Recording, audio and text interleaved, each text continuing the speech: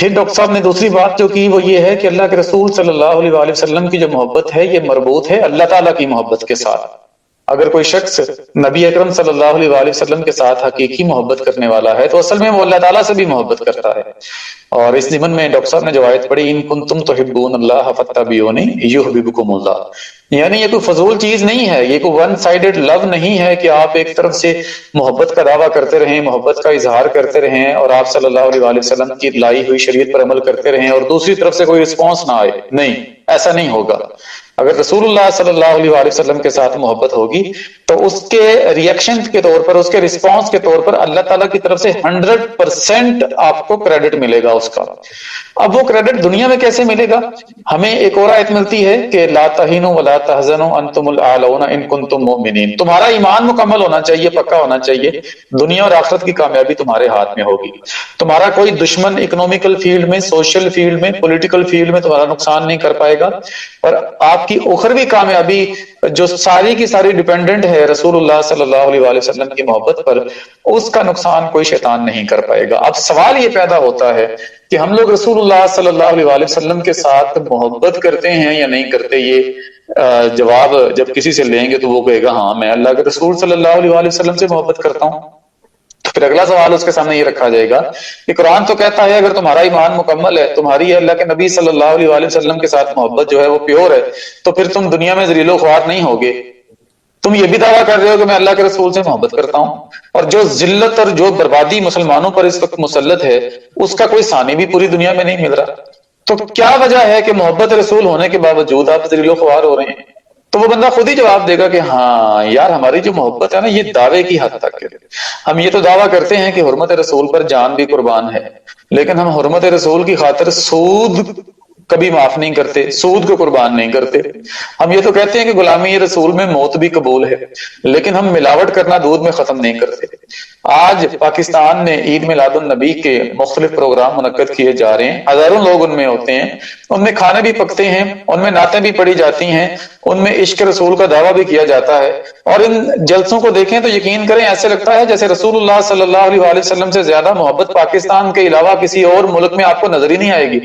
لیکن یہی پاکستان ہے جہاں آپ کو ایک سبزی جو ہے وہ فریش نہیں ملتی، مارکیٹ سے ملنے والی دوائیاں آپ کو 2 نمبر ملتی ہیں، خالص دودھ یہاں پر جو ہے ملنا وہ جوئے شیر لانے کے مترادف ہے. یہاں آپ کو سب سے زیادہ کرپشن نظر آئے گی. ٹھیک ہے، پوری دنیا میں اگر کرپشن کی ریشو نکالی جائے اور پاکستان کو اس میں چیک کرنے کی کوشش کی جائے تو میرے خیال ہے ٹاپ 5 جو کرپٹ کنٹریز ہیں دنیا کی ان کے اندر آپ کو پاکستان بھی ملے گا.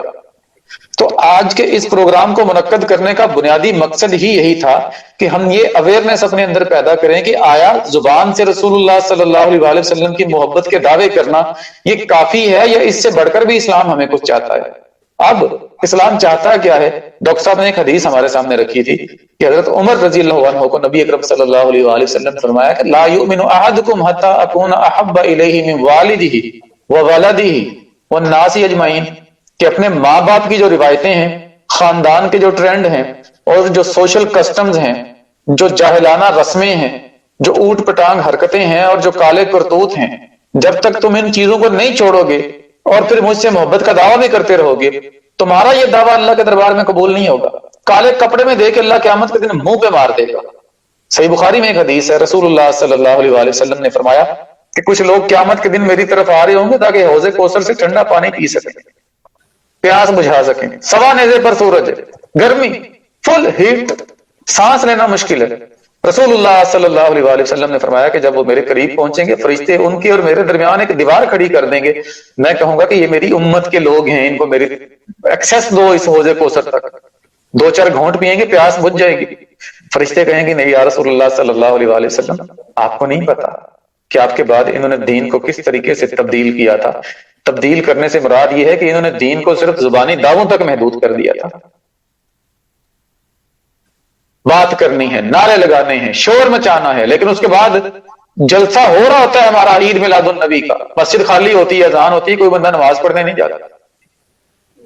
اسی جلسے کے اندر میوزک چل رہا ہوتا ہے، لوگ ناچ رہے ہوتے ہیں، لوگوں کا رستہ بند کیا ہوتا ہے. رسول اللہ صلی اللہ علیہ وآلہ وسلم نے فرمایا کہ رستے نہ روکا کرو، رستوں میں اگر بیٹھو تو ان کا صدقہ ادا کرو. صحابہ نے پوچھا رستوں کا صدقہ کون سا ہے؟ آپ نے فرمایا کوئی پتھر وغیرہ پڑا ہو تو اس کو ہٹا دو. نبی علیہ الصلوۃ والسلام نے تو پتھر بھی وہاں جو ہیں ان کے بارے میں حکم دیا ہے کہ وہاں سے ہٹا دو. ہم کس منہ سے لوگوں کے رستے بند کرتے ہیں, چوکوں اور چوراہوں کو بند کر دیتے ہیں, گلیوں کو بند کر دیتے ہیں اور کہتے ہیں کہ یہ عشق رسول کا اظہار ہو رہا ہے. شرم نہیں آتی؟ عجیب مزاج ہے ہمارا. یہ مسجدوں کے ممبروں پر, کلاس رومز کے روسٹمز کے اوپر, جلسہ گاہوں کے اوپر اس ایشو کو کھڑا کرنے کی ضرورت ہے. ایمبولینسوں کو راستہ نہیں ملتا, جو لوگ جاب پر جا رہے ہوتے ہیں وہ ان کو لیٹ پہنچتے ہیں, جو آ رہے ہوتے ہیں وہ تاخیر سے پہنچتے ہیں, گاڑیاں رک جاتی ہیں, ٹریفک جیم ہو جاتا ہے. کیوں؟ آگے عاشقان رسول کھڑے ہیں. مناؤ میلاد, کوئی نہیں منع کرتا, رج کے مناؤ, لیکن خدا کے لیے دیکھو اللہ کے نبی صلی اللہ علیہ وسلم نے فرمایا کہ رستوں کا حق ادا کرو, پتھر بھی پڑا ہو تو سائڈ پہ پھینکو. ہم گاڑیاں کنٹینر اور سٹیج لگا کر لوگوں کے رستے بند کر دیتے ہیں. ڈاکٹر صاحب یہی بات تو بیان کر رہے تھے طیب عثمانی صاحب کہ پریکٹیکل ایکشن, ایگزامپل, ڈیمانسٹریشن, یہ چیزیں ہیں جن سے پتا چلے گا کہ کسی کو اللہ کے نبی علیہ السلام سے محبت ہے بھی کہ نہیں. میں اس میں ایک اور چیز کو ایڈ کرتا ہوں. آپ نے سنا ہوگا کہ ابو جہل نے حضور کو ہرٹ کیا, تکلیف دی. حضرت حمزہ شکار پر گئے ہوئے تھے, واپس آئے, کسی نے بتایا کہ تمہارے بھانجے کو تکلیف دی ہے ابو جہل. کمان لے کر آئے, مکے کے سرداروں کے پاس بیٹھا ہوا ابو جہل دیکھا, کسی کا لحاظ نہیں کیا, سر پھوڑ دیا اس کا. اور پھر نبی اکرم صلی اللہ علیہ وآلہ وسلم کے پاس آیا کر کہا بھتیجے خوش ہو جاؤ, ابو جہل کی میں نے ایسی کی تیسی کر دی ہے پکڑ کے. اگر آپ کی آج کی سوشل لینگویج میں کہوں تو میں نے ابو جہل کی ماں کی سیدھی کر دی ہے, بہن کی سیدھی کر دی ہے میں نے اس کی. رسول اللہ صلی اللہ علیہ وآلہ وسلم نے فرمایا مجھے اس سے کوئی خوشی نہیں, آپ تو میرا کلمہ ہی نہیں پڑھتے, زبان سے اقرار نہیں کیا, دل سے تصدیق نہیں کی, جوارح سے آپ عمل نہیں کر رہے, مجھے کیا فرق پڑتا ہے اس سے کہ آپ نے ابو جہل کو مارا ہے یا کس کو مارا ہے. یہ ہے اصل میں حقیقی محبت رسول کی ڈیمانڈ کہ میری جو لائن میں نے دی ہے لائف سٹائل کی اس کو فالو کرنا ہے. صحیح بخاری میں آپ نے حدیث پڑھی نا, ایک نے کہا کہ میں آج کے بعد شادی نہیں کروں گا کیونکہ شادی کروں گا تو مجھے گھریلو ذمہ داریاں ادا کرنی پڑیں گی. دوسرے نے کہا میں ساری رات عبادت کیا کروں گا. تیسرے نے کہا میں ساری زندگی روزے رکھوں گا. حضور نے فرمایا تم تینوں میں سے کوئی بھی میرے راستے پر نہیں. النکاح من سنتی فمن رغب عن سنتی فلیس منی, نکاح میری سنت میں سے نہیں کرو گے تو میری امت سے خارج ہو جاؤ گے. میں کبھی راتوں کو جاگتا ہوں, تہجد پڑھتا ہوں, کبھی میں سو جاتا ہوں, میں دنیاوی معاملات بھی طے کرتا ہوں. یہ ہے نیوٹرل لائف, اور رہبانیت نہیں ہے یہاں. ایک طرف ہم نے دین کا سڑکوں پر چوراہوں پر تماشا بنا کے رکھا ہوا ہے. حوریں پیش کی جا رہی ہیں ملتان کے اندر, کل آپ نے دیکھا پرسوں, لڑکی کو میک اپ کر کے حور کی شکل میں اس کو ٹرانسفارم کر کے چوراہے پر لا کھڑا کیا ہے. یہ دیکھو عشق رسول اگر اپنے دلوں میں پیدا کرو گے تو اس طرح کی عورتیں ملیں گی جہنم میں. درفٹے منہ ایسے نام نہاد عشق رسول کا, لوگ آ رہے ہیں اس نامحرم لڑکی کو دیکھے جا رہے ہیں اور دھماکے ہو رہے ہیں جی, شور مچ رہا ہے, ہوٹنگ ہو رہی ہے, ٹھمکے لگائے جا رہے ہیں, ڈھول بجائے جا رہے ہیں. عشق رسول کریں گے تو اس طرح کی لڑکی, کیا کہنے کی کوشش کر رہے ہو آپ؟ اللہ کے نبی صلی اللہ علیہ وسلم نعوذ باللہ لڑکیاں سپلائی کرنے آئے تھے دنیا میں. عجیب بات ہے بھائی. کتنے وہ ملتان کے علماء, فقہا, مدینۃ الاولیاء, پیران پیر, پیران شریعت, طریقت, کتنے لمبے چوڑے نام ہیں ان کے سابقے اور لاحقے ان کے ناموں کے ساتھ ساتھ لگتے ہیں. کسی کو شرم نہیں آئی کل ملتان کے اندر, پرسوں ملتان کے اندر وہ منظر دیکھ کر کسی کی غیرت نہیں جاگی؟ کدھر تھے یہ سارے عاشقان رسول, مفتیان کرام؟ سینکڑوں مدرسے ہیں وہاں پر, درجنوں جامعات ہیں, کسی بندے کے کانوں پر جوں تک نہیں رہیں گی وہ اللہ کے نبی صلی اللہ علیہ وسلم کی ولادت کے دن پر دین کے ساتھ جو استہزاء ہو رہا تھا اس کو دیکھ کر. تو میرے بھائیوں, یہ حدیثیں سنانے, قرآن کی آیتیں پڑھ کر سنانے, واہ واہ کرنے اور سبحان اللہ کہنے کہلانے کا وقت نہیں ہے. آپ کا دین آپ کے ملک میں دین کے نام پر ہی خطرے میں پڑ چکا ہے. آج اللہ کے نبی صلی اللہ علیہ وسلم دنیا میں زندہ ہو کر واپس آ جائیں, یقین مانے وہ جب یہ حرکتیں دیکھیں ہم لوگوں کی تو وہ کہیں گے کیا خرافات ہیں, میں تو یہ دین لے کر نہیں آیا تھا. میرے ساتھ تو ایک عورت نے بیعت کرنے کے لیے ہاتھ آگے بڑھایا تھا تو میں نے تو اسے کہا تھا اپنا ہاتھ واپس کھینچ لے, میں نامحرم عورتوں کے ہاتھ بھی نہیں دیکھتا. یہاں عورتیں مردوں کی محفلوں کے اندر آ کر نعتیں پڑھ رہی ہیں اور بھنگڑے ڈال رہی ہیں, ادھر حوریں بنا کے ان کو مردوں کے اندر چوکوں پر پیش کیا جا رہا ہے. اس کا کوئی باپ نہیں تھا, کوئی بھائی نہیں تھا اس کا جس کی غیرت جاگی ہو کہ میری بہن کو اس طرح چوراہے پر لا کر بٹھایا جا رہا ہے, آؤ دیدار کرو آ کے. کہاں ہے ہماری ملی غیرت اور کہاں ہے ہمارا دین, کہاں ہے اللہ کے نبی صلی اللہ علیہ وسلم کے ساتھ ہمارا تعلق؟ رونا آتا ہے. یقین کریں زبان کب کب آتی ہے یہ باتیں، میں تو بدتمیز انسان ہوں بولے جا رہا ہوں، کوئی صحیح درد دل رکھنے والا انسان ہوگا تو وہ رونا شروع کر دے گا۔ تو یہی اویئرنیس کریٹ کرنے کے لیے ہم نے آج کا یہ سیشن رکھا تھا۔